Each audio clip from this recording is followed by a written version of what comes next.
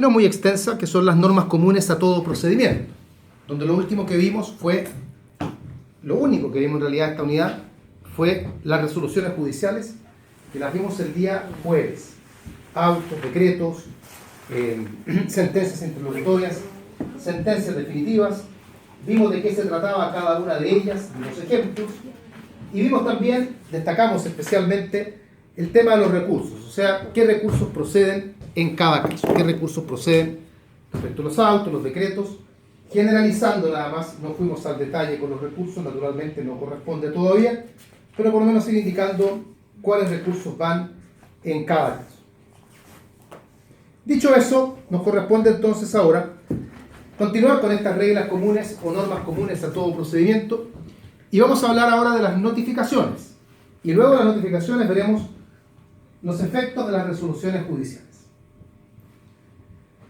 Retomando lo que nosotros conversamos el día jueves, algo habíamos alcanzado a indicar en cuanto a que uno debe tomar un juicio como una suerte de diálogo, de conversación, indicábamos, entre las partes involucradas, por un lado, y por otro lado, el tribunal. Y sí dijimos que el tribunal se comunicaba a través de resoluciones judiciales. Pero ¿cómo las partes van a tomar conocimiento de que se ha dictado una resolución judicial? Ahí aparece entonces como tema las notificaciones, que juegan un rol entonces tremendamente importante. Vamos a ver ahora qué relevancia tiene, pero por lo pronto, en lo inmediato, las notificaciones sirven para que las partes, y no siempre las partes, a veces también terceros, pero normalmente y principalmente las partes, tomen conocimiento de que se ha dictado una resolución judicial. Vamos a definir las notificaciones que no tienen definición legal. Vamos a definirlas diciendo que son el acto jurídico procesal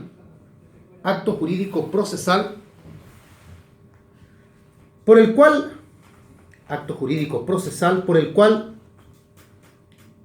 las partes en un juicio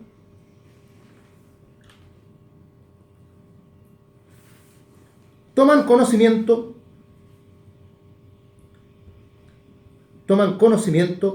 de las resoluciones dictadas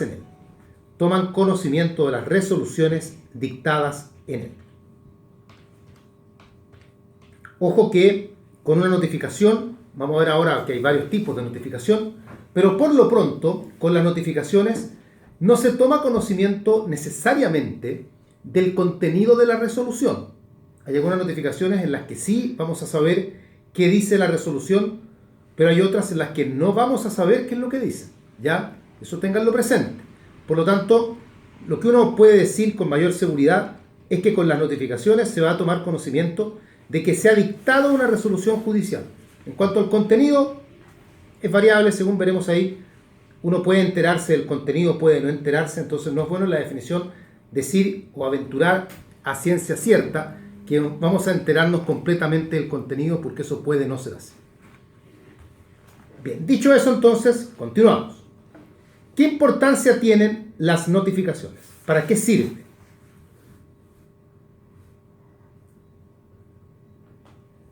Vamos viendo. En primer lugar, por lo pronto, lo más importante, o por lo menos lo que tiene que ver con el concepto, número uno, sirve para que se tome conocimiento de que se ha dictado una resolución judicial. Como ya dijimos, no necesariamente del contenido de la resolución, pero sí del hecho de que una resolución ha sido dictada. Para que lo entiendan, un par de ejemplos. En una notificación personal, sí vamos a tomar conocimiento del contenido de la resolución, porque como veremos luego, la notificación personal, uno de los elementos que la componen es copia íntegra de la resolución. Entonces ahí a mí me notifican personalmente y yo al momento de ser notificado voy a saber qué dice la resolución en sí. Pero por otro lado, la notificación por el estado diario, esa no contiene la resolución. La notificación por el estado diario solamente es la mención de que en un juicio se han dictado una determinada cantidad de resoluciones. Se dictó una resolución, se dictaron 2 resoluciones, pero es solo eso. En ese caso, si yo quiero conocer el contenido de la resolución, tendré que revisar la causa, en línea o físicamente, dependiendo de cómo se esté tramitando. Entonces, eso como primera importancia o primer efecto, yo prefiero hablar de importancias de las notificaciones.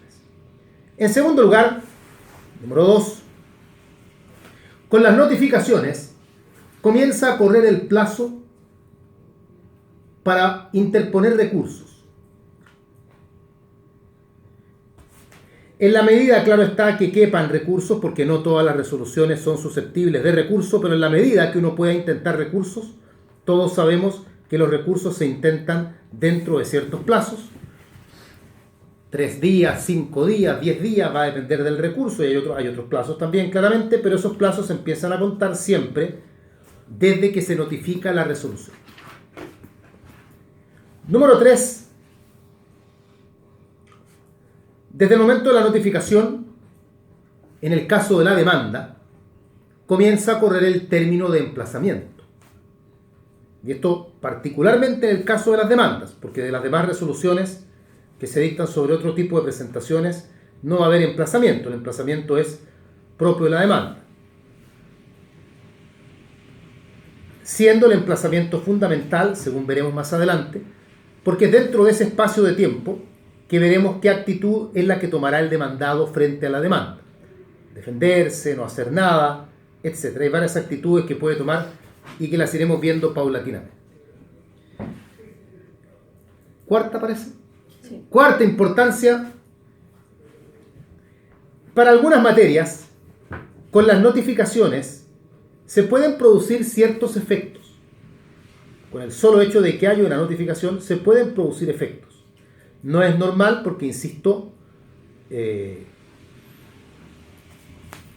siempre la posibilidad de que una resolución produzca efectos está más bien vinculada con el hecho de que quede ejecutoriada. Y eso no siempre ocurre con la notificación. Pero en algunos casos, con la sola notificación, ya hay resoluciones que producen efectos. Por ejemplo, un traslado. Un traslado va a producir efectos desde el momento en que es notificado simplemente. En general, los decretos y los autos producen sus efectos desde la notificación. No así con las sentencias, porque ahí, tanto las interlocutorias como las definitivas, sus efectos van a estar más bien vinculados con el hecho de que queden ejecutoriadas.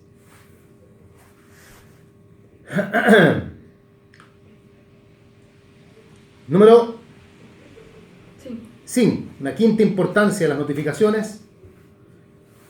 En un tema que es discutible a nivel de doctrina procesal, pero la mayoría de los autores son partidarios de que con las notificaciones se traba la litis, queda trabada la relación procesal. Algunos señalan que en realidad la litis se traba una vez que se contesta o que el demandado actúa de alguna manera. No bastaría solamente, por ende, con la notificación. Pero hay otros que proponen que ya con la notificación quedaría trabada la litis. La mayoría de la doctrina sostiene que es así, ya, o sea, si uno tiene que tomar una postura mayoritaria, esa postura mayoritaria sería justamente la notificación. Bien, tenemos entonces qué son las notificaciones y qué características o qué efectos producen o qué importancia. Sigamos. Tipos de notificaciones.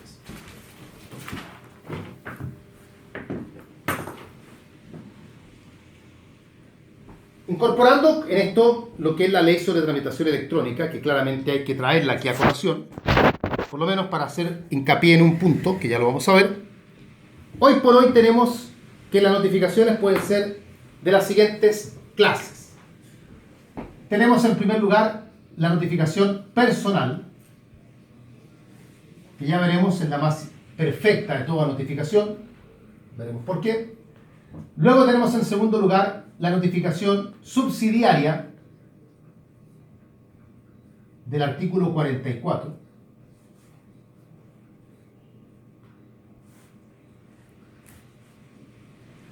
Tenemos la notificación por cédula.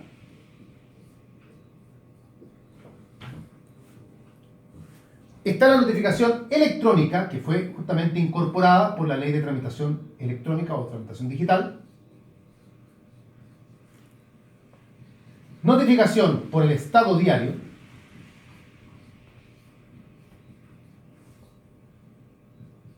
Notificación por avisos.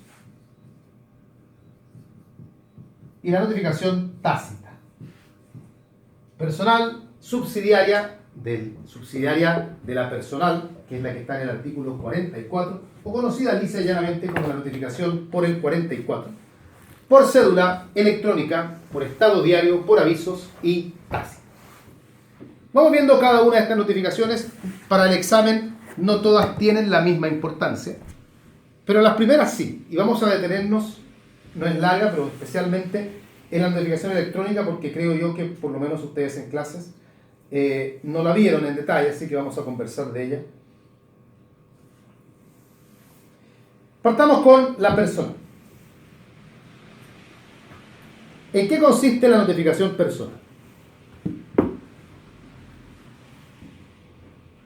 Esta notificación es aquella en que la persona a ser notificada, a quien vamos a notificar, se le hace entrega. Y decimos se le hace entrega porque es un documento. Se le hace entrega de la copia íntegra de la resolución.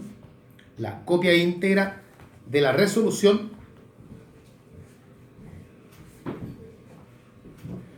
y de la solicitud sobre la que ésta recae. Y la solicitud sobre la que ésta recae. O sea, la presentación que se hizo para la cual el tribunal dictó la resolución. Así, por ejemplo, uno normalmente recuerda que se notifican personalmente las demandas. Entonces, cuando a mí me notifican personalmente, a mí me están notificando no la demanda en realidad, me están notificando la resolución que se dictó. Pero debe ir acompañada no solo de la copia íntegra de la resolución, sino que también la copia íntegra de la presentación que se hizo. Y es por eso que va la copia íntegra de la demanda. Va la demanda entera y va además la resolución que el tribunal dictó, que dirá, por ejemplo, a lo principal traslado, al primer otro sí por acompañados documentos, al segundo otro sí como se pide, al tercer otro sí por constituido patrocinio y poder, algo parecido a eso va a depender de cómo esté estructurada la demanda. Esta notificación personal se le debe hacer directamente a la persona que será notificada, cara a cara, mano a mano.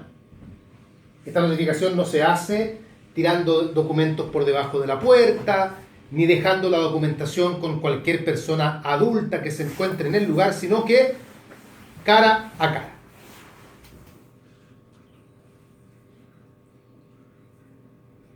La pueden practicar varias personas. Destaca obviamente de sobremanera la figura del receptor judicial. Él es el más destacable aquí. Pero hay otras personas que también podrían practicarla. No nos vamos a meter en el detalle. Va a depender del tipo de procedimiento. Está en el material de apoyo de todas maneras si lo quieren ver. Está en la ley. Pero quédense principalmente con la figura del receptor. ¿Pero quién más podría realizar una notificación personal? El secretario del tribunal. El secretario del tribunal. Podría ser también policías, es decir, carabineros, gendarmería, policía de investigaciones. Obviamente estamos hablando en este último caso. Gendarmería, por ejemplo, en materia penal. Claro, para las personas que estén privadas de libertad, el receptor no ingresa a las celdas, sino que ahí es gendarmería quien practica la notificación. Pero principalmente en la figura del receptor. En cuanto al lugar donde se puede notificar y los horarios, para no estar repitiendo lo que señala la ley, remítanse a la ley en ese caso. No les van a preguntar todo el detalle, ya con horarios y pelos y señales. Pero por lo pronto, uno debe por lo menos tener presente que la notificación personal se puede practicar en general cualquier día, cualquier hora y en cualquier lugar. Como dice la canción, no hay límites en ese sentido. Claramente, si el lugar al que nos estamos refiriendo es un lugar de acceso público, o sea, a mí me pueden notificar en la calle, cualquier día y a cualquier hora. Distinto es si me van a notificar en el lugar donde vivo, porque ahí los horarios cambian. No me pueden notificar a las 4 de la mañana en mi casa, por ejemplo. Distinto es si me van a notificar en mi lugar de trabajo, porque también los horarios cambian. O si me van a notificar, en fin, si me van a notificar en la oficina del receptor o en el tribunal, también los horarios van cambiando y los días van cambiando.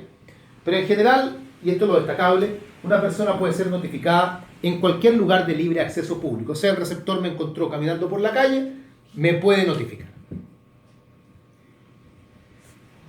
Bien. ¿Cuándo procede? ¿Cuándo procede la notificación personal? Vamos a indicar, en primer lugar, que la notificación personal procede toda vez que lo ordene el tribunal. El tribunal es libre para determinar, para ordenar que se notifique personalmente todo lo que el tribunal quiera, tomando en cuenta que es la más perfecta de todas las notificaciones, siempre procede. Es poco común que el tribunal lo ordene en todo caso porque ya supone un costo para las partes tener que contratar a un receptor. Pero aclarar que el tribunal, aún una resolución que para nosotros podría ser muy intrascendente, si el tribunal estima que se debe notificar personalmente, lo resuelve de esa forma y se tendrá que notificar personalmente. En todo caso, se debe notificar personalmente la primera resolución que se dicta en un juicio. Esa siempre se debe notificar personalmente. La primera resolución que se dicta en un juicio. ¿Y se le notifica personalmente a quién? Esto lo conversamos el día jueves con el otro curso. Se le notifica personalmente a la parte a quien va a ser afectada. Uno suele decir, la demanda se notifica personalmente. Y está bien, es muy probable que así sea.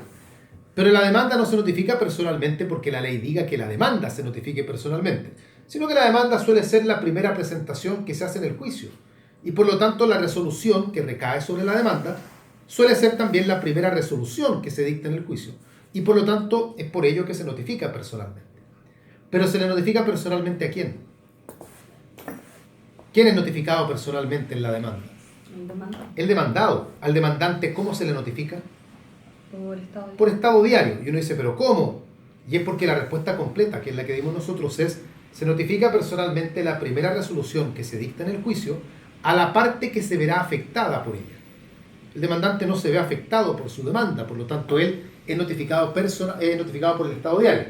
El demandado, en cambio, sí es notificado personalmente por quién es el afectado por la demanda. Además que hay que entender que el demandante sabe que hay una demanda porque él la ha interpuesto. El demandado, en cambio, no tiene idea que está siendo demandado.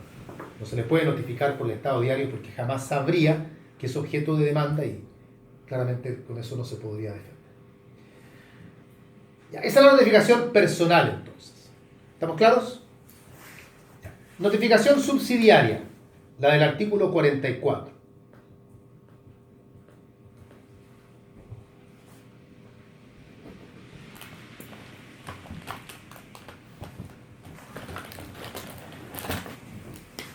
Probablemente,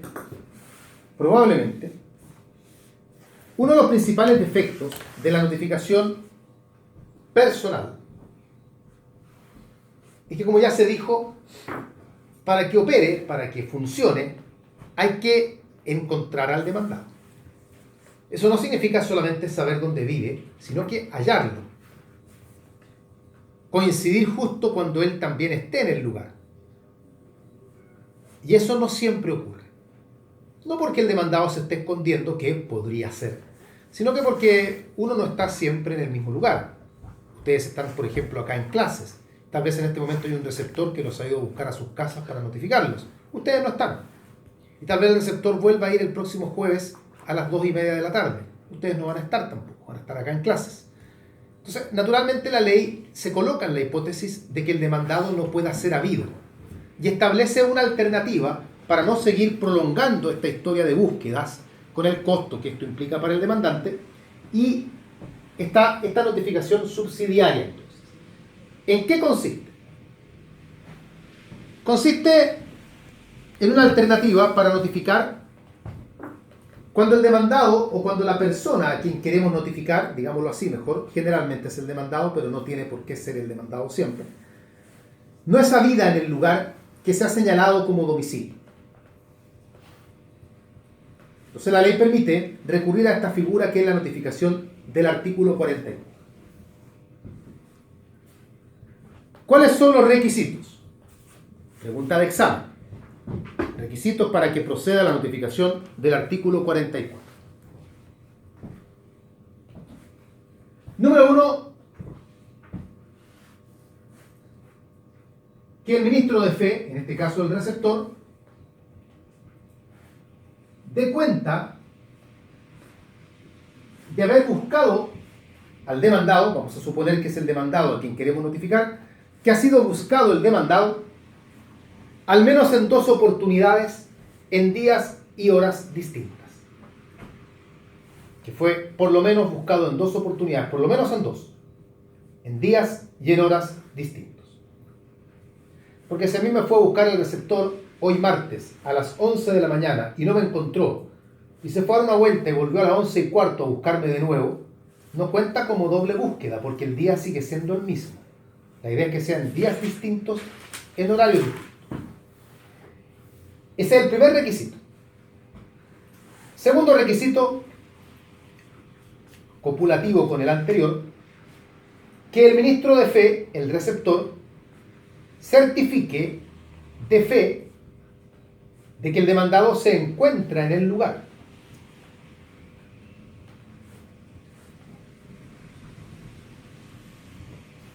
Es decir, han ido a notificar, ¿cómo se llama? Tatiana. Han ido a notificar a Tatiana a su casa. ¿Y salió quién está en su casa ahora, Tatiana? Nadie. Nadie. Ya, pero sale, por ejemplo, la mamá de Tatiana y dice, ¿sabe qué? Mi hija no está, fue a clases. Y el receptor va a indagar, ¿pero su hija vive acá? Sí, ella vive acá, pero no se encuentra en este momento. El receptor volverá al día siguiente y le dirán, Tatiana no está, fue al gimnasio. No importa. Son 2 búsquedas. Estaría cumplido el primer requisito. Días distintos, horarios distintos. Y el receptor además va a poder certificar que efectivamente la demandada vive en el lugar. Porque una cosa es que a mí me digan, Tatiana vive aquí pero no está, y una muy distinta es que salga una persona que diga, no conocemos a Tatiana, nunca hemos oído hablar de ella. Porque en ese caso la notificación por el 44 no procede. Si acá la idea no es el demandado está desaparecido. La idea es que el demandado está ubicable, pero no lo hemos podido encontrar porque en las 2 oportunidades que hemos ido no está. Porque está trabajando, porque está estudiando, el motivo en realidad no importa.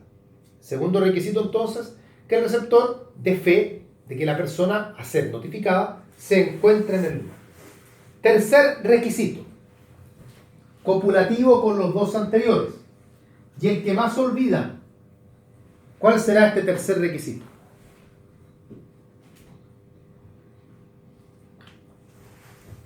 ¿Qué estará faltando? Autorización ¿De quién? del juez. Muy bien. La autorización del juez. Más que autorización es la orden del tribunal. La notificación por el 44 no sucede porque el demandante diga, sabes que el receptor anda y notifica por el 44. La orden tiene que darle al tribunal. Entonces lo que uno hace es presentar un escrito ante el tribunal, indicándole al tribunal, pidiéndole, solicita notificación por el artículo 44, por ejemplo, eso dirá la suma. Y luego en el cuerpo del escrito uno dice cuestiones como, consta de autos a fojas tanto que el receptor ha buscado en 2 o más oportunidades al demandado y no lo ha encontrado. Consta asimismo que de la declaración del ministro de fe, el demandado se encuentra en el lugar del juicio. Observado lo anterior, solicito a su señoría autorice notificación por el artículo 44. Eso es un poco el cuerpo del escrito. Y ahí el tribunal, si ve que concurren los requisitos, dirá, bueno. Y si el tribunal me dice que no, ¿qué hago? Repongo. Porque es, ¿qué tipo de resolución? Prohibido. Es un decreto. Y es susceptible, por lo tanto, de reposición. Bien. ¿Cuándo procede la notificación por el artículo 44? Procede en los mismos casos en que procede la notificación personal. ¿Sí? Reemplaza a la notificación personal, la reemplaza. Así que en los mismos casos en que puede proceder una notificación personal, se puede intentar también la notificación subsidiaria del artículo 44. ¿Y si repongo y no me la vuelven a negar? Pues yo creo que puedes apelar ahí, porque en el fondo se está alterando gravemente la sustanciación del juicio, porque te están dejando sin que el juicio pueda continuar mal que mal. Ahora, en la práctica no tendrías por qué negar. No, ¿sí? claro que sí. No, a ver, pero hipotéticamente, claro, eso es lo que habría que hacer. Un detalle más de la notificación subsidiaria, dos detalles más. Uno es que esta solo la puede practicar el receptor. Él es el único funcionario autorizado para practicar una notificación basada en el artículo 44.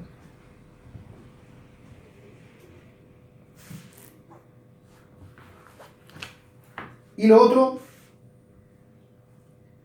¿cómo se practica?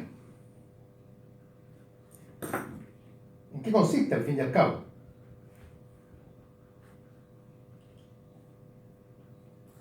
Si el tribunal autoriza, lo que se hace en este caso es que el receptor tomará la misma documentación de la notificación personal, es decir, copia íntegra de la resolución y copia íntegra de la presentación, y la deja con cualquier persona adulta que se encuentre en el lugar.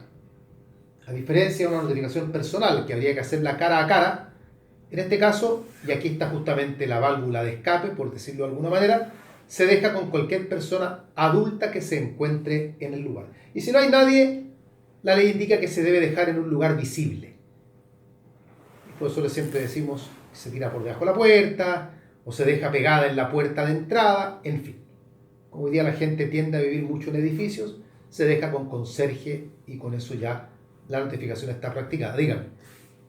¿Va la última resolución, la que ordena la notificación? También va. ¿O la secuela completa?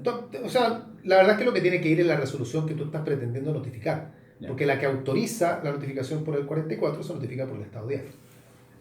La que tú tienes que notificar es la demanda en este caso. Ahora, usualmente y para efectos de que no haya discordia, tú sueles colocar también los estampados del receptor para que el demandado vea que fue buscado y la orden en que el tribunal indica que se notificará por el artículo 44. Pero eso se hace más que todo para que la persona tome bien conocimiento de lo que está pasando. Nada más. Sigamos. Notificación por cédula.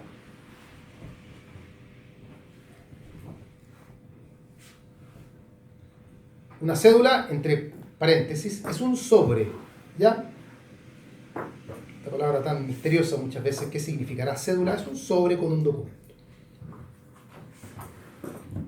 Esta notificación por cédula consiste en entregar, y aquí, ojo, entregar copia íntegra de la resolución, la copia íntegra de la resolución, y aquí está la diferencia con la personal, porque la personal era la copia íntegra de la presentación, además. Acá no, acá es la copia íntegra de la resolución y los datos necesarios para su acertada inteligencia. Eso es lo que dice la ley. Copia íntegra de la resolución y los datos necesarios para su acertada inteligencia. O sea, los datos necesarios para entender, para que la persona que recibe la cédula sepa por qué la están notificando. Y estos datos necesarios son el rol de la causa, la materia del juicio, quiénes son las partes, cosa que el que ve la resolución diga, ah, perfecto, esto es, tal juicio. O sea, entienda por qué lo están notificando. Esta notificación por cédula la practica un receptor. Tampoco hay acá tanta amplitud sobre personas que pueden practicarla. Es un receptor judicial. Y se realiza o se hace en el lugar donde la persona vive. En el lugar donde la persona vive o donde desarrolla su actividad económica, o sea, donde trabaja. O es donde la persona vive o es donde desarrolla su actividad económica. Y consiste en dejar esta documentación, esta cédula, con cualquier persona adulta que se encuentre en el lugar. No hay necesidad de entregársela en las manos a la persona. Cualquier persona adulta que se encuentre en el lugar. Y si no hubiese nadie, debe ser dejada en un lugar visible. En la práctica, la notificación por cédula se realiza en la oficina del mandatario judicial. Justamente una de las funciones del mandatario es esa. Por eso cuando se constituye el mandato, se indica el domicilio del mandatario, la oficina que el abogado tiene. Y ahí van llegando todas las notificaciones.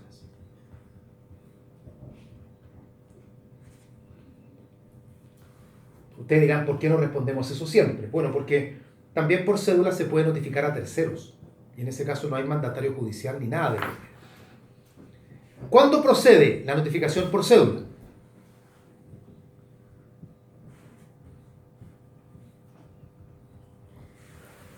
Ya. Procede siempre que el tribunal lo ordene. Partamos por ahí.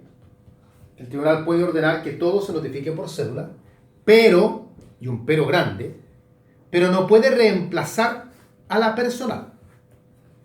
O sea, si estamos en alguno de los casos en que la notificación es personal por ley, esa notificación no se puede reemplazar por una por cédula. Pero cualquier otra notificación que se deba hacer de cualquier otra manera puede ser hecha por cédula. Además de esto, la ley indica que se debe notificar por cédula también lo siguiente. Dejemos como número 1 esto de que se notificará por cédula cuando el tribunal lo ordene. Número 2, la resolución que recibe la causa a prueba. También se notifica por cédula. 3, la sentencia definitiva de primera instancia. La de primera instancia, porque la de segunda, ¿cómo se notifica? Personalmente. No, por el estado diario. La de primera instancia se notifica por cédula. 4. Sí. 4. También se notifica por cédula toda resolución que ordene la comparecencia de las partes al tribunal. O sea, cuando se le pide a las partes que vayan al tribunal a una audiencia, por ejemplo, a conciliación, a absolver posiciones, en fin, se notifica por cédula. 5. Toda resolución que ordena la concurrencia de terceros. Si vamos a notificar a terceros para que vayan al tribunal, hay que notificarlos por cédula. Peritos, testigos, por citar algún ejemplo de terceros que pueden ser citados también a la presencia del tribunal. Y 6, creo, también se notificará por cédula cuando dentro del juicio hayan transcurrido 6 meses o más sin haberse dictado ninguna resolución. O sea, han pasado 6 meses y no se ha dictado nada. La próxima resolución que se dicte se deberá notificar por cédula.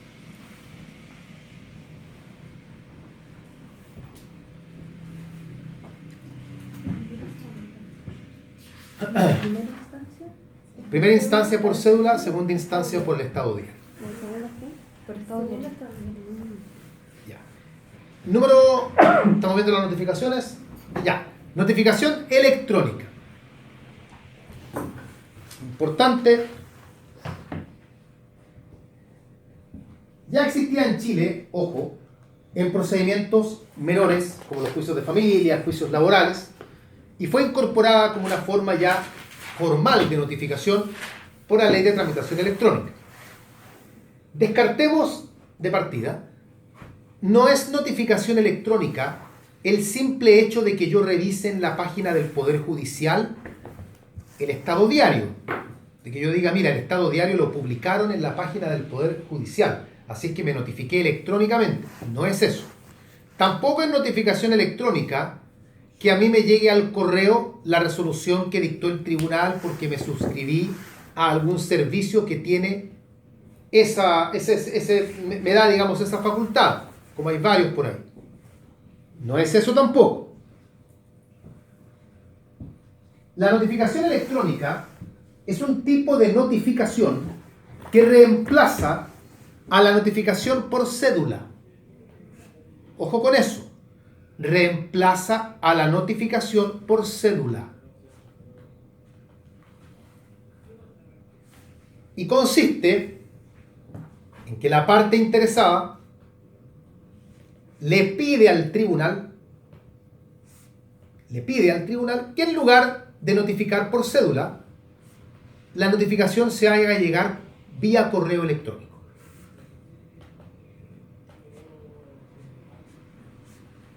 Para esto, se entrega un correo electrónico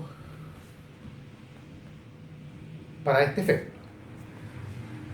Generalmente en algún otro sí, por ahí, si ustedes lo han visto, aparece la presente parte, solicita, bla, bla, bla, y se entrega un correo electrónico. El tribunal pondera si accede o no accede a esta solicitud. La ley dice que el tribunal podría negarse si, en su opinión, notificar por esta vía podría causar indefensión. Entonces, es una alternativa a la notificación por cédula. Por lo tanto, y vuelvo a lo que dije al principio, no porque a mí me haya llegado el estado diario a mi correo electrónico significa que yo me notifiqué electrónicamente. No porque yo me metí a la página del Poder Judicial a ver el estado diario significa que yo me notifiqué electrónicamente, sino que es un tipo de notificación que consiste puntualmente en lo que estamos señalando. Procede, por lo tanto, en los casos en que proceda la notificación por cédula. Ahora, es carga de cada parte, si cambia su correo electrónico, informar al tribunal y todo lo demás. ¿Ya? O sea, a mí no me llegó el correo porque mi bandeja de correo estaba saturada, que eso pasaba antes, ya no pasa.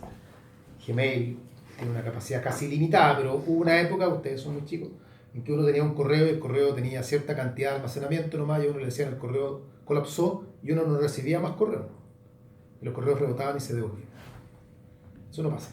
Sería, por ejemplo, cuando uno va a la audiencia y se individualiza y le dice al magistrado, solicito que todas las notificaciones sean enviadas. Puede ser, y van a contar como notificaciones electrónicas las que debieran corresponder por cédula nada más. Pues si yo pido que se me notifique todo vía correo electrónico, igual hay notificaciones que se están practicando por el estado diario. Y lo importante es que va a primar la fecha del estado diario, no la fecha en que me mandan un correo. Entonces yo tengo que empezar. Eso, o sea, porque yo pida que me notifiquen por correo, no me libera a mí como abogado de tener que estar revisando periódicamente el estado diario. Los abogados dicen, si no me llegaron al correo, entonces no ha pasado nada. No se sabe. Puede ser. La única notificación que el tribunal tiene que respetar sí o sí es la notificación electrónica propiamente tal. O sea, aquella que era por cédula y que tú pediste que te llegara al correo. Es así. Y si esa no se practica, ahí tú puedes alegar que hubo falta de emplazamiento y todo lo que quieras. En lo demás no. ¿Y si me la concedieron y me notificaron igual físicamente, digamos? Es que notificar físicamente va a tener un costo. Generalmente tú no vas a darte cuenta. Es difícil que tú tengas que notificar por cédula, porque si tú ves que en la resolución el tribunal ordena notificar por cédula y tú habías requerido notificación electrónica, puedes hacerle presente al tribunal que la notificación no procede por esa vía. Sí, el punto es, uno, acelerar la duración de los juicios y dos, evitar el gasto que significa una notificación por cédula. Si las notificaciones por cédula depende del procedimiento, porque hay ahora centrales nacionales de notificación por cédula y que uno puede notificar gratuitamente, pero es más lento. En fin. Ya, notificación por el estado diario, no vamos a comentar mucho porque ya ahí como que no se está preguntando tanto en el examen. Sí hay que indicar que la notificación por el estado diario es la más común de todas, la más habitual, y que todo se notifica por el estado diario a menos que se haga de otra forma. Yo sé que suena tonto un poco lo que estoy indicando, pero quiero que entiendan que es la que opera por defecto. Es decir, si la ley no dice nada, si el tribunal no ordena nada, la notificación se hace por el estado diario. Y el estado diario consiste simplemente en la indicación, en la mención de que se ha dictado una o más resoluciones. Punto. Como lo dije al principio, al ser notificado por el estado diario, yo solo voy a ver, mira, en la causa tanto se dictó una resolución. ¿Qué dirá? No tengo idea. Porque la notificación acá no me informa del contenido, me informa solo del hecho de que se ha dictado una resolución. La notificación por avisos se practica cuando el tribunal lo autoriza. Es decir, la parte interesada en que se notifique por avisos debe pedírselo al tribunal y el tribunal entonces verá si autoriza o no autoriza. Las razones más frecuentes son una cuando hay que notificar a una gran cantidad de personas, hay que notificar a todos los accionistas de una sociedad y por ende se pide entonces que se notifique por avisos. O bien otro caso donde se suele pedir notificación por avisos, cuando se hace muy difícil encontrar a la persona a quien queremos notificar. Se esconde el demandado. Y toda la gente que lo conoce lo niega. Y el tipo vive aquí, pero ha dicho que cuando lo vengan a buscar o pregunten por mí, digan que no me conocen. Entonces el receptor no puede certificar que la persona vive en este lugar. No obstante, todos los días lo vemos que entra y sale de esta casa, anda por la calle tranquilamente, pero mágicamente cuando lo van a notificar, no está. Entonces la ley también señala que se podría pedir notificación por avisos y ahí el tribunal verá si accede o no accede. Y la notificación tácita se da cuando una parte actúa demostrando que conoce una resolución judicial. La parte actúa en consecuencia de una resolución judicial a pesar de no haberle sido notificado. O sea, a mí no me han notificado de la resolución, pero ya yo estoy actuando como si conociera la resolución. Un ejemplo bastante sencillo: a mí me demandan, me entero que me han demandado porque un amigo me cuenta, me meto al sistema y veo que efectivamente fui demandado y contesto la demanda antes que me notifiquen. Eso significa que me he notificado tácitamente. Cualquier conducta que una parte demuestra que haga suponer que conoce el contenido de la resolución, aún sin haberle sido notificada, significa notificación tácita. Y por ende ahí el demandante se puede ahorrar al receptor porque ya no tienen que notificarme ya. ¿Para qué? Si ya la demanda fue contestada ya, o sea, se demuestra que yo sé que he sido demandado, que conozco el contenido de la demanda, por lo tanto la notificación expresa ya no tiene sentido. ¿Hay otros tipos de notificaciones? Sí, en procedimientos puntuales. Por ejemplo, vale la pena, creo, mencionar el que en materia procesal penal, las notificaciones, por lo menos de las resoluciones que se dictan en audiencia, se entienden notificadas en el acto. Todo lo que se resuelve en audiencia queda notificado en el acto, en la misma audiencia.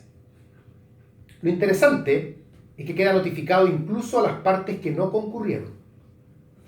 O sea, si tú tenías que ir a la audiencia y no fuiste, igual las resoluciones dictadas en audiencia igual quedan notificadas.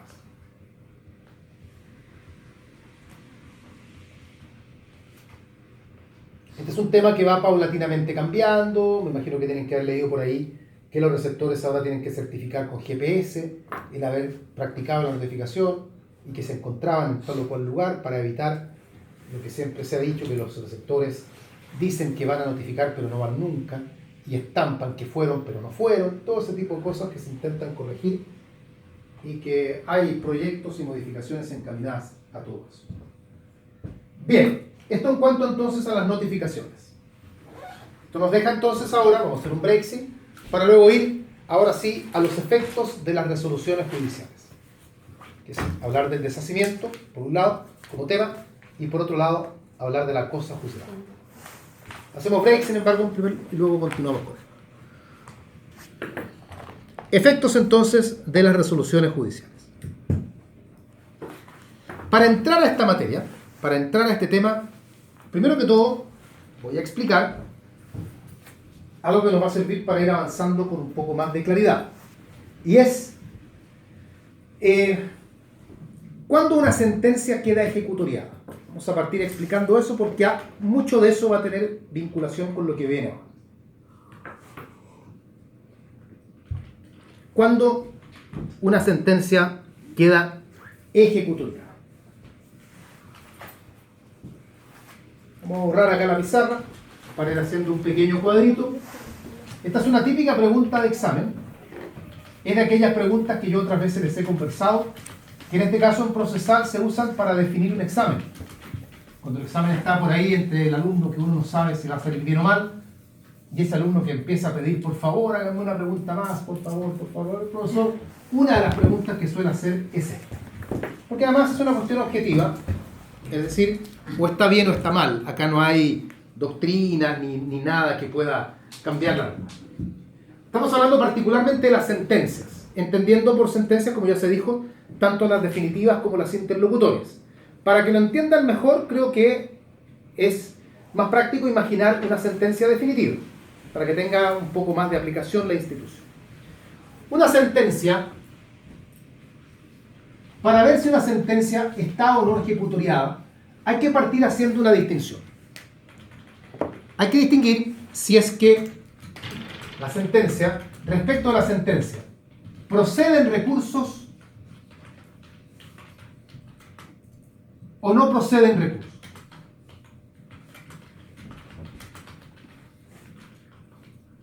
¿Proceden o no proceden recursos?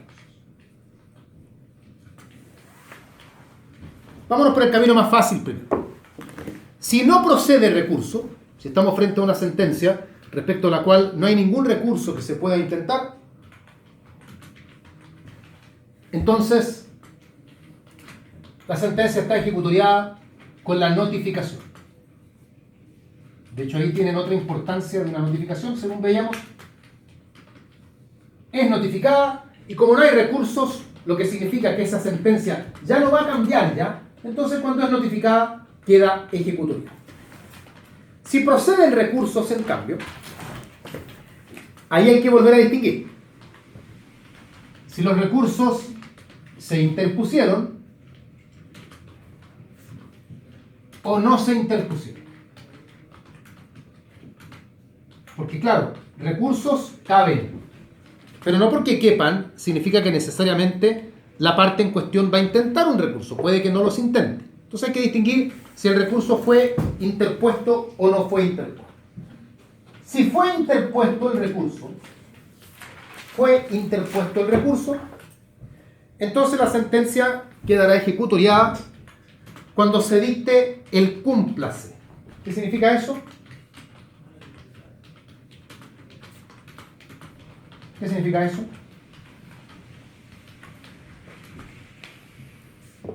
¿Han oído hablar del cúmplase? Significa que el recurso fue tramitado en su totalidad y ahí habrá que ver qué se resolvió a través del recurso. Se confirmó la sentencia, se modificó, se revocó, en fin.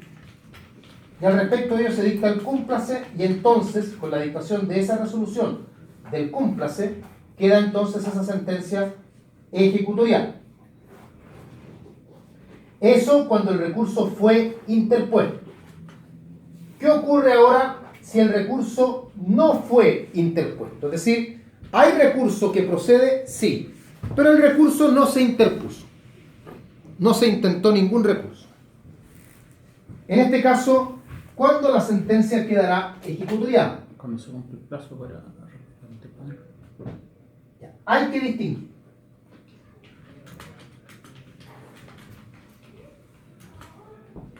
Si se trata de una sentencia definitiva o de una interlocutoria.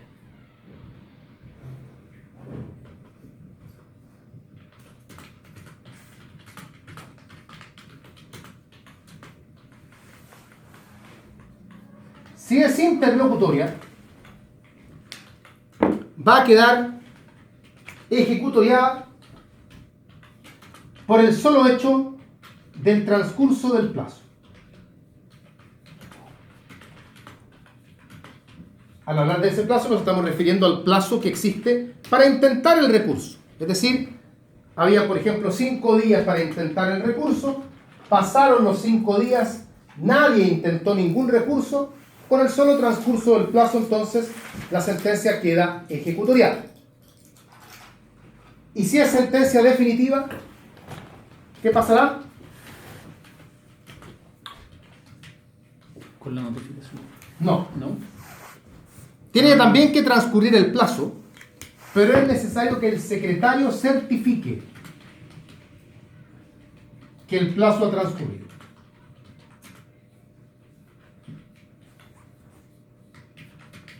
Si el plazo para intentar el recurso eran 10 días, por ejemplo, y ya pasaron los 10 días, por el solo hecho de que transcurra el plazo, la sentencia todavía no está ejecutoriada. Hay que pedirle al secretario del tribunal que certifique que el plazo transcurrió y que no se intentaron recursos.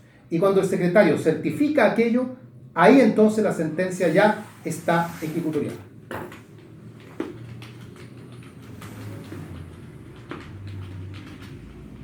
¿Y qué significa que esté ejecutoriada?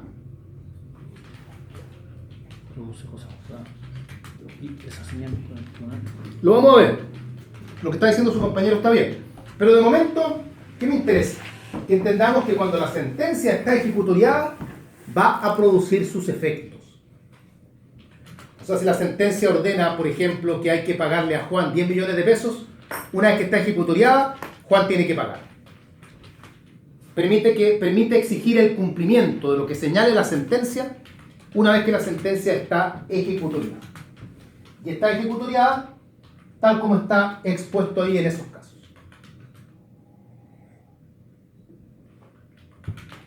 Pero hay algo más que quiero decir. Existe una figura paralela a la sentencia ejecutoriada, y es decir, que una sentencia cause ejecutoria. Que son dos cuestiones que van muy de la mano, pero no son iguales. Una cosa es la sentencia ejecutoriada, que corresponde a esto que estamos viendo acá.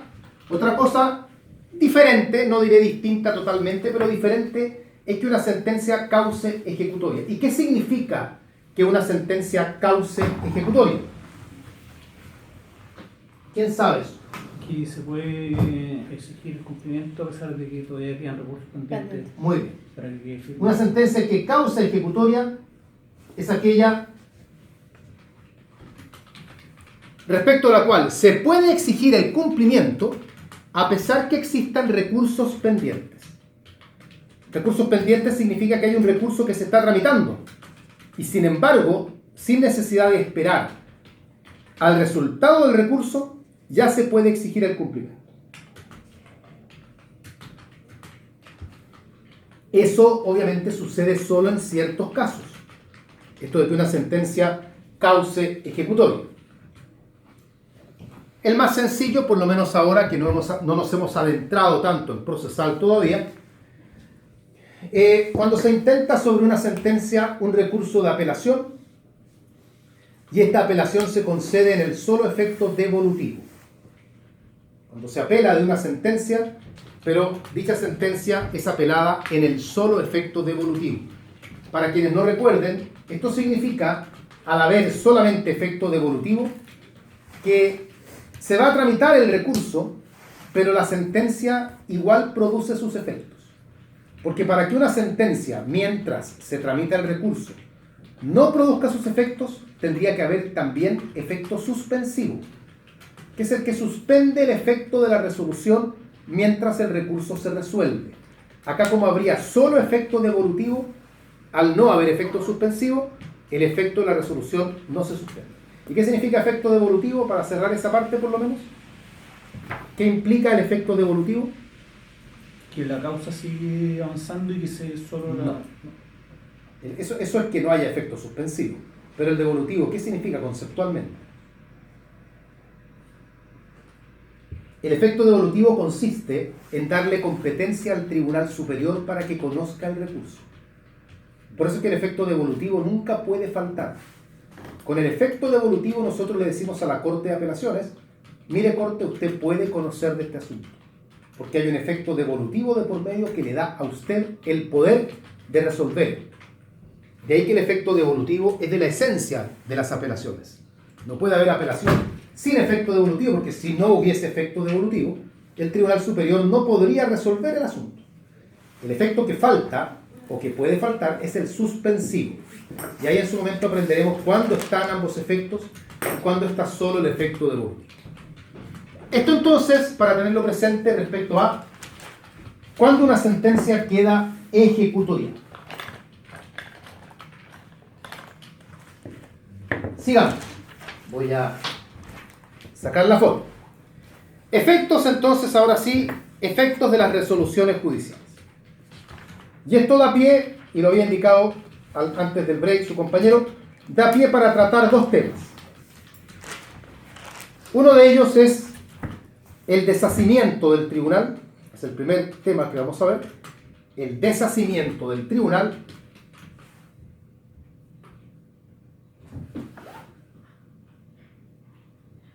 Y el segundo tema es la cosa juzgada.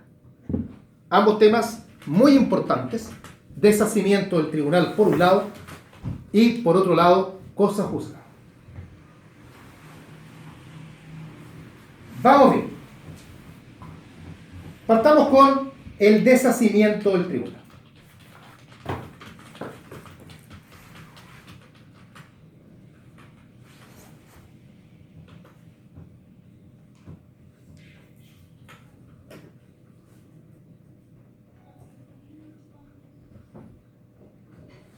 ¿En qué consiste el deshacimiento del tribunal? Deshacimiento. Que una vez notificada la resolución a cualquiera de las partes, esta no puede ser modificada. Ya, deshacimiento, primero dicho en términos más bien coloquiales, significa que el tribunal pierde la facultad de poder modificar una resolución.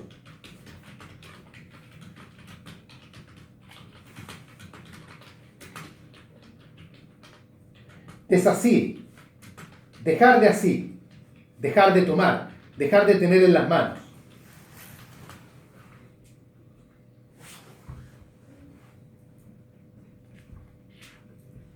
Yo siempre hago el símil en clases, cuando el profesor corrige una prueba y el alumno le dice al profesor, creo que esta prueba no está bien corregida, ¿por qué no me la revisa? Y el profesor le dice, yo ya la corregí, yo no vuelvo a referirme a la prueba. Si usted quiere, llévesela al director de la carrera, que alguien más se la revise, pero yo no la vuelvo a revisar. Eso es deshacimiento, ¿ya?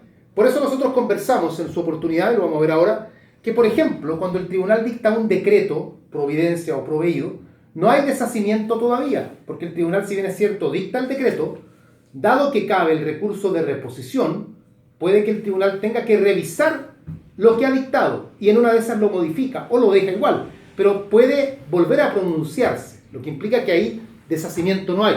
En cambio, en una sentencia definitiva, por ejemplo, sí hay deshacimiento, porque si yo soy el tribunal y yo dicto la sentencia definitiva, yo como tribunal no me vuelvo a pronunciar, y si las partes están descontentas, tienen que ir a ventilar el asunto ante otro tribunal, el superior jerárquico, pero no a mí, porque yo ya sentencié y yo no toco más el tema. Conceptualmente, podemos decir que el deshacimiento es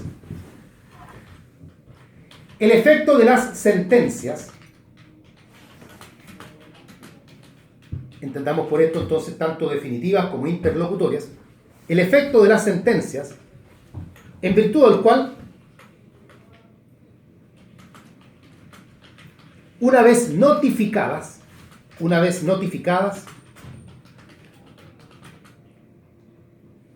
ya no pueden ser modificadas por el tribunal que las dictó. Una vez notificadas, ya no pueden ser modificadas por el tribunal que las dictó. Tal vez las pueda modificar otro tribunal, pero el tribunal que las dictó ya no las modifica.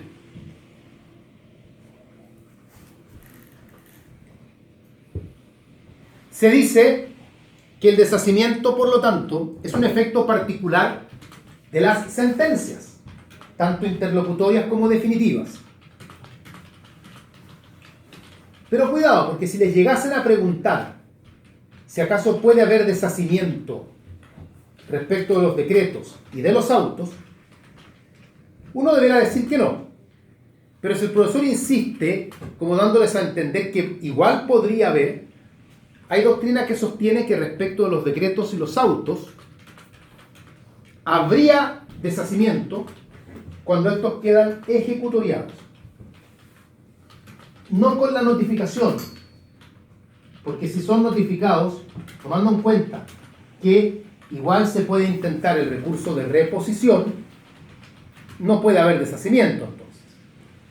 Pero si ya la reposición se agotó o transcurrió el plazo y nadie la intentó, ahí uno podría sostener que se ha producido un deshacimiento, porque ahí sí que el tribunal no se vuelve a pronunciar.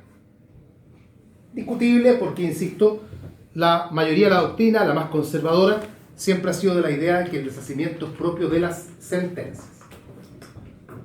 Excepciones al deshacimiento. Casos en que un tribunal podría revisar una resolución a pesar del deshacimiento. Primera excepción, la reposición especial. Recordemos que algo hemos hablado del tema. La reposición especial es aquella reposición que se da respecto de sentencias interlocutorias. Nosotros dijimos en la última clase que sobre una sentencia interlocutoria puede haber reposición especial siempre que la ley, expresamente lo diga. Siempre que la ley expresamente lo diga. Ahí puede haber reposición especial. ¿Por qué esa excepción? Porque siendo una sentencia interlocutoria, entendemos que una vez notificada, ya las partes no debieran, el tribunal, no debiera modificarla ya. Pero a través de la reposición especial, la ley le impone al mismo tribunal que dictó la sentencia interlocutoria que la revise y en una de esas la modifique. Segunda excepción, cuando opera el incidente de nulidad de todo lo obrado. Cuando opera el incidente de nulidad de todo lo obrado. Puesto que en ese caso el juicio vuelve a un punto de inicio prácticamente, y todo lo que se ha actuado hay que volverlo a actuar. Por ejemplo, nulidad de todo lo obrado por falta de emplazamiento. El juicio puede que esté terminando, pero si la parte demandada alega que nunca fue notificada y pide la nulidad de todo lo que se ha obrado, el juicio se va a retrotraer, siempre que la nulidad se conceda, hasta el momento de la notificación de la demanda, y ahí hay que actuar todo de nuevo. Por ende, se sostiene que con eso también se hace excepción al deshacimiento. Y la tercera excepción es el mal llamado, hoy se le concibe así por lo menos, mal llamado, entre comillas, recurso de aclaración, interpretación, rectificación o enmienda. Aire, para hacerlo más claro, más corto, aclaración, interpretación, rectificación, enmienda. Entre comillas, recurso, porque legalmente ya no se le considera recurso por la doctrina procesal, y no quiero adelantar materia, pero no se le considera recurso porque acá no hay agravio. La razón del por qué se va a modificar una resolución no es porque una parte esté resultando agraviada. Este recurso, entre comillas recurso, tiene por objeto corregir una resolución judicial, pero corregirla por tener, por ejemplo, errores gramaticales,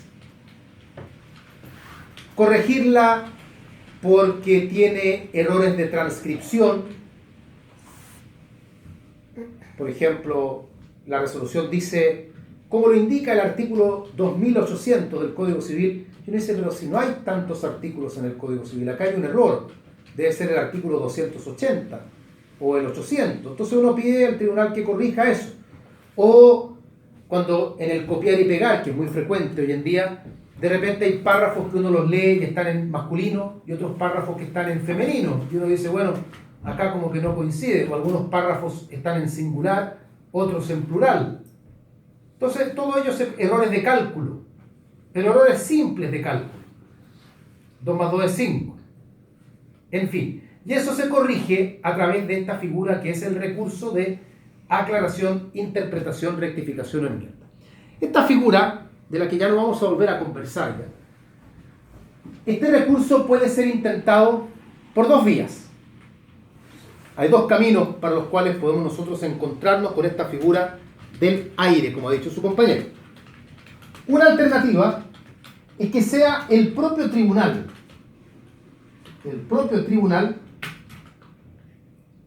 el que de oficio corrija el defecto. O sea, el tribunal no espera que las partes se lo pidan, el propio tribunal se da cuenta que hay un error y lo corrige. En este caso, para corregir aquello, el tribunal tiene un plazo de 5 días que se cuentan desde la notificación. Es notificada la resolución y el tribunal tiene 5 días para corregirla a través de este camino de la aclaración, interpretación, rectificación, enmienda. El otro camino es que la modificación la pidan las partes, no ambas claramente, sino que alguna de las partes le haga presente al tribunal que hay un error y le pida al tribunal que lo corrija. Si son las partes las que motivan esto, la ley señala que las partes no tienen plazo.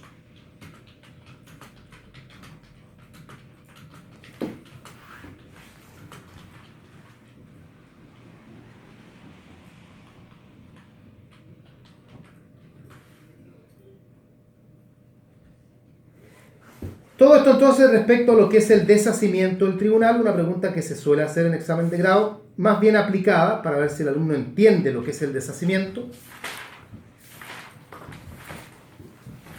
Ojo que hay, jurídicamente hablando, otras instituciones que también se llaman deshacimiento. Por ejemplo, cuando una persona es sometida a procedimiento concursal y pierde la administración de su patrimonio, eso también se llama deshacimiento. Pero no tiene que ver con esto que es el deshacimiento del tribunal. El otro efecto de las resoluciones judiciales es la cosa juzgada.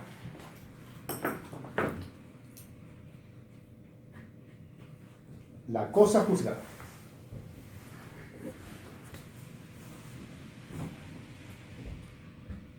Este es un tema que es muy recurrente cuando uno estudia procesal.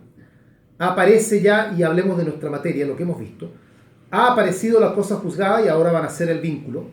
Por ejemplo, cuando hemos hablado de los momentos de la jurisdicción y nos hemos referido a que los tribunales tienen la facultad para ejecutar las resoluciones que dictan, lo que hemos denominado la facultad de imperio que tienen los tribunales, eso tiene que ver con cosa juzgada.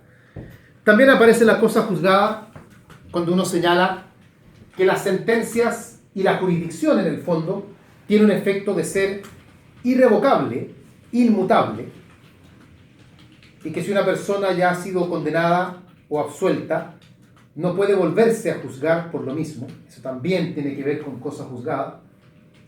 El aforismo latino del non bis in idem, no dos veces por lo mismo.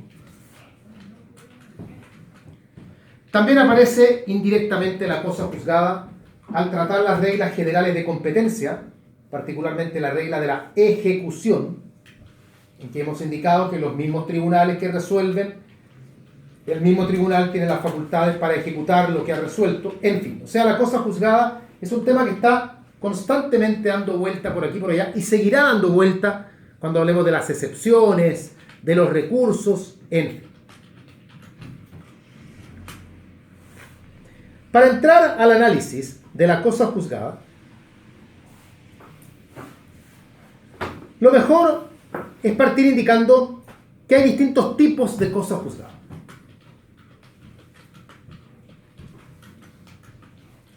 Por un lado, en primer lugar, tenemos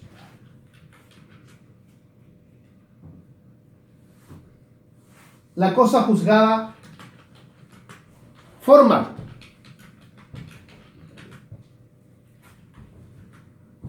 ¿Qué significa cosa juzgada formal? Cosa juzgada formal significa lo siguiente. Significa que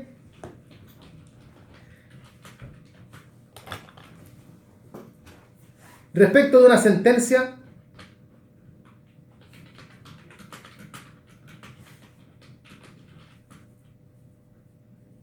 se autoriza a exigir el cumplimiento de ella, se puede exigir el cumplimiento de la sentencia,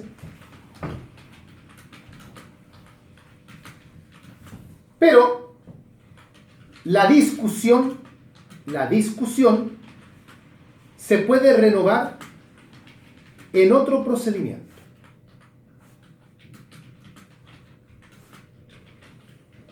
O sea, la cosa juzgada formal me va a permitir a mí, respecto a una sentencia, exigir que se cumpla la sentencia.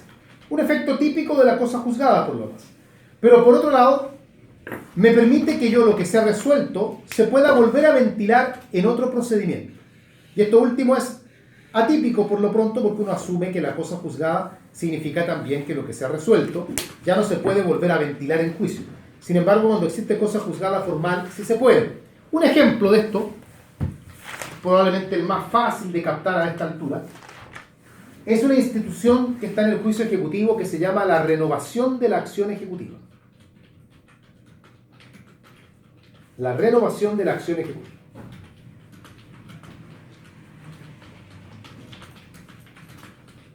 Imagínense lo siguiente.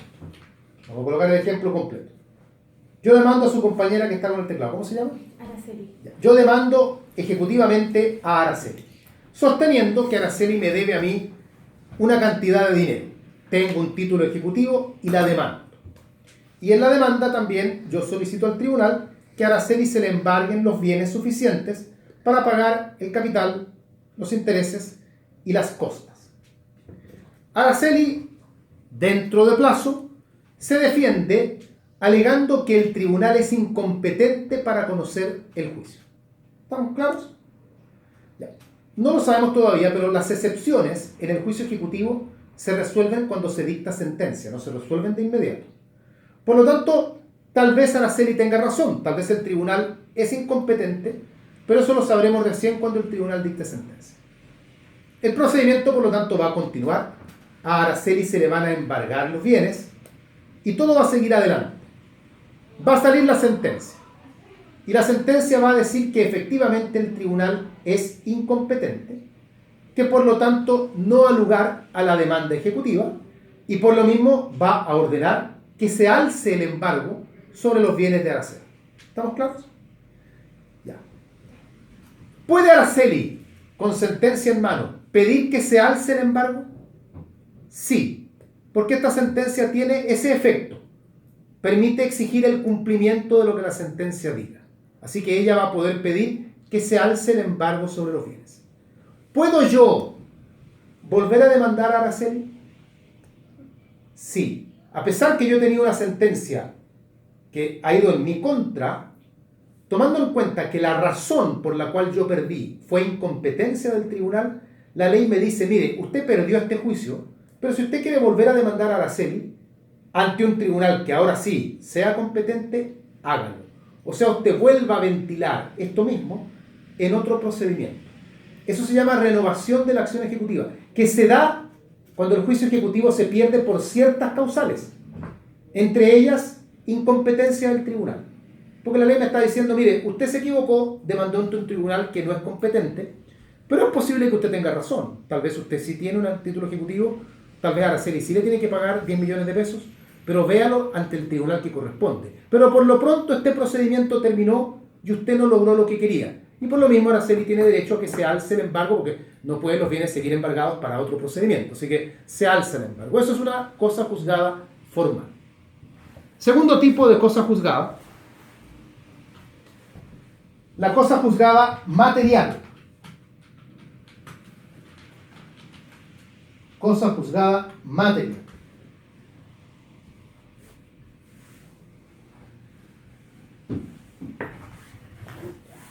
La cosa juzgada material es la que todos conocemos.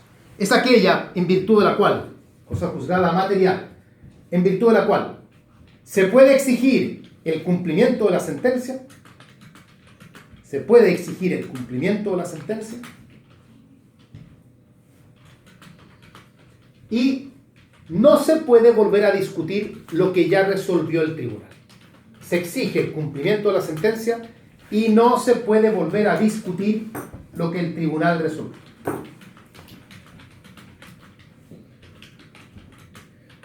Esta es la cosa juzgada que uno más comúnmente recuerda. Y en tercer lugar, está la cosa juzgada material provisional. Cosa juzgada material provisional. Esta es aquella que permite exigir el cumplimiento de la sentencia, permite exigir el cumplimiento de la sentencia,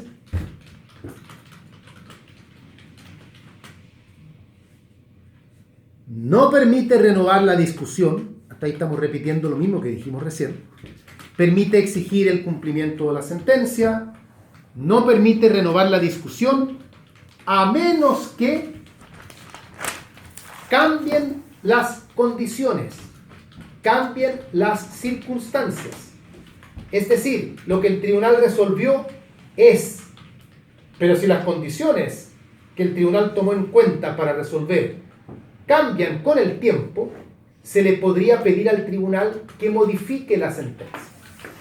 Y esto ocurre y es fácil de imaginar en muchas materias del derecho de familia. Alimentos, por ejemplo, o cuidado personal. El tribunal dictó sentencia y ordenó que el cuidado personal de los hijos los tendrá la madre. Y ahí está la sentencia. Pero con el tiempo el padre podría pedirle al tribunal que revise aquello, alegando que las condiciones cambiaron, que la madre no se ha preocupado adecuadamente de los hijos, o en alimentos. El tribunal fijó como monto periódico de alimentos la suma de 500.000 pesos, tomando en cuenta que las condiciones en ese momento daban para aquello. Pero si con el tiempo las condiciones cambian, se le puede pedir al tribunal que modifique los alimentos, que los aumente, que los disminuya, que los elimine, en fin. Esa es la cosa juzgada material provisional. Bien. Efectos de la cosa juzgada.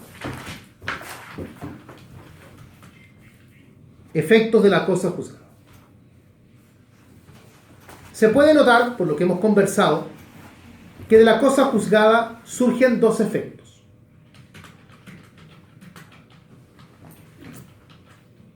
Uno es la acción de cosa juzgada. Acción de cosa juzgada, ese es un efecto. Y el otro efecto es la excepción de cosa juzgada. Acción de cosa juzgada por un lado, excepción de cosa juzgada por otro.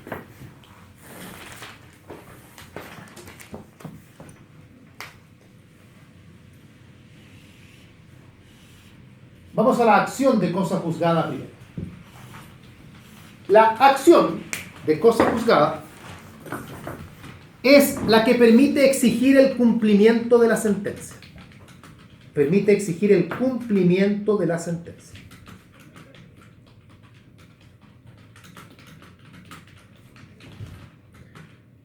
Esta acción de cosa juzgada tiene las siguientes características.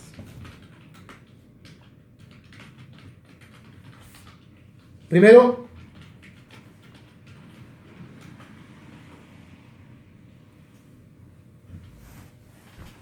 opera solamente respecto de sentencias condenatorias. O sea, la sentencia tiene que imponer un deber para que uno lo pueda exigir. Dos, segunda característica, se hace valer por una de dos vías. Letra A, el cumplimiento incidental del fallo. Ese es un camino que uno puede tomar para exigir el cumplimiento de la sentencia. El cumplimiento incidental del fallo. O letra B, ¿cuál será el otro camino? Demanda ejecutiva. Un juicio ejecutivo. Exigir el cumplimiento de la sentencia a través de un juicio ejecutivo. Tercera característica,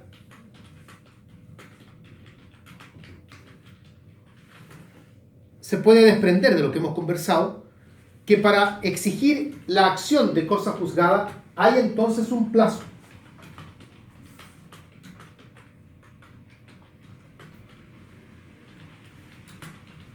¿Y cuál es ese plazo? Si se trata de cumplimiento incidental, ¿cuál es el plazo? ¿Cuál es el plazo para exigir el cumplimiento incidental? 1 año. 1 año desde que la sentencia queda ejecutoriada.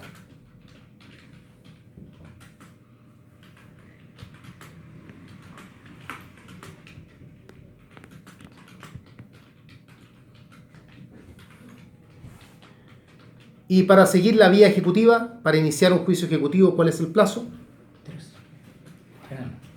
3 años.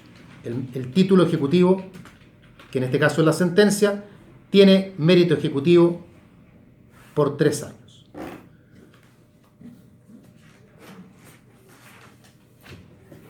Eso como característica entonces de lo que es la acción de cosa juzgada.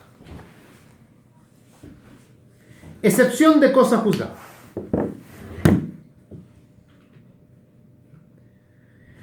Vinculada con este principio latino que ya hemos señalado del non bis in idem. Non bis in idem. No 2 veces por lo mismo. Se puede juzgar a una persona cuando un tribunal ya ha resuelto el asunto.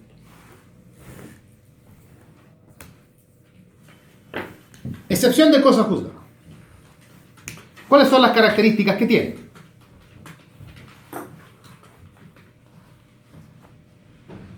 Primera característica, emana de las sentencias sin importar si son condenatorias, absolutorias, o sea, no tiene relevancia aquello. Independiente de eso, emana de las sentencias.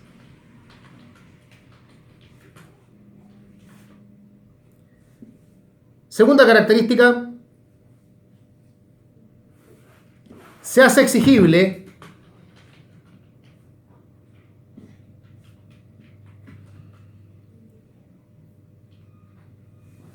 ¿por qué vía se hace exigible? Como excepción. Se hace valer, hay varios caminos. Uno, el más común, es como excepción. No en vano el nombre excepción de cosa juzgada. Como excepción en este caso, que tiene características que ya las haremos notar, pero es una excepción perentoria. Ya iremos viendo cuando corresponda en qué momento el juicio se hace valer, porque no obstante ser perentoria tiene algunas particularidades especiales. Pero no solamente se hace valer como excepción, porque también se podría hacer valer Como acción. Sí, no discuto que se pueda hacer valer como acción, pero no nos metamos en eso todavía, porque también se podría hacer valer como fundamento para una casación. O sea, hay varias oportunidades, varias maneras de alegar la excepción de cosa juzgada.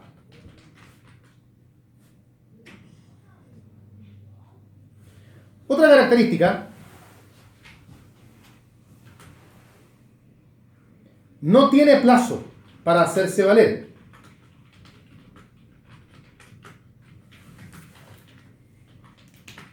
No tiene plazo para hacerse valer. Es decir, no importa cuánto tiempo haya pasado desde el juicio, siempre se podrá alegar la excepción de cosa juzgada. Si yo demandé a Tatiana y perdí, mi abogado no me va a decir, mira, no importa, espérate 10 años y la volvemos a demandar. Porque aunque la demande 50 años después, si la demando por lo mismo, ella podrá oponer la excepción de cosa juzgada. Y una última característica, para que opere la cosa juzgada, para que opere la excepción de cosa juzgada, a eso me refiero, debe darse lo que se denomina la triple identidad. Debe configurarse la triple identidad. ¿Qué significa esto? Triple identidad. Vamos bien. Letra A, identidad legal de partes. O sea, las partes que van a ventilar el asunto son las mismas que ya lo resolvieron. Es identidad legal, no es identidad física.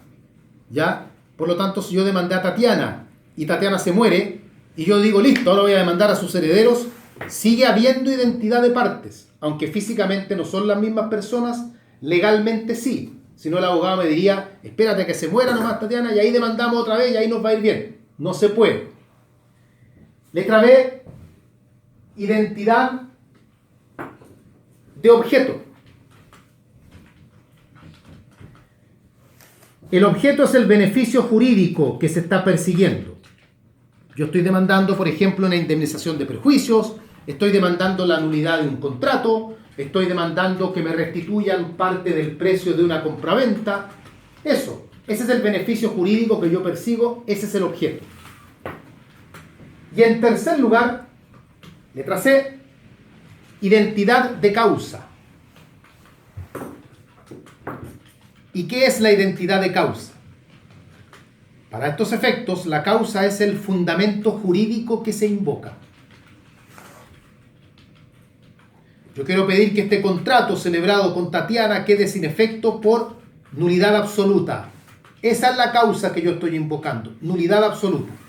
De manera tal que si me va mal, yo igual podría pedir que el contrato quede sin efecto si invoco otra argumentación jurídica, por ejemplo, que quede resuelto por incumplimiento de obligaciones. No hay ningún problema porque ahí la triple identidad no se da. Estoy pidiendo entre las mismas partes, tal vez estoy pidiendo lo mismo, que el contrato quede sin efecto, pero el fundamento jurídico es distinto. Habida cuenta, sin embargo, que con lo que duran los juicios en Chile, generalmente cuando uno toma un camino, ya no puede volver a tomar otro, porque lo más probable es que si yo intenté nulidad absoluta y terminé perdiendo ese juicio, si quiero tomar ahora otro camino, cualquier otro camino va a tener su acción prescrita. Porque los juicios en Chile duran años, así que eso impide en la práctica que uno pueda estar persiguiendo una y otra vez con argumentos diferentes un mismo objeto. Tiene que darse la triple identidad para que haya cosa juzgada. No son 1 de 3 ni 2 de 3, 3 de 3. Bien, eso en cuanto entonces a la cosa juzgada, particularmente importantes son los efectos entonces, entender, porque uno mentalmente siempre asocia la cosa juzgada con la excepción nada más. Uno tiende a sintetizar y a disminuir lo que es la institución de la cosa juzgada, solamente a entender la cosa juzgada es la que no me permite a mí volver a ventilar en juicio lo que ya fue resuelto. Y uno pierde un poco de vista lo otro, que también es el poder ejercer o exigir el cumplimiento de una sentencia. Bien, quedamos acá entonces. Seguimos el día jueves, horario normal. Así que por hoy estamos bien. ¿Le queda batería todavía? ¿Sí? Dígame.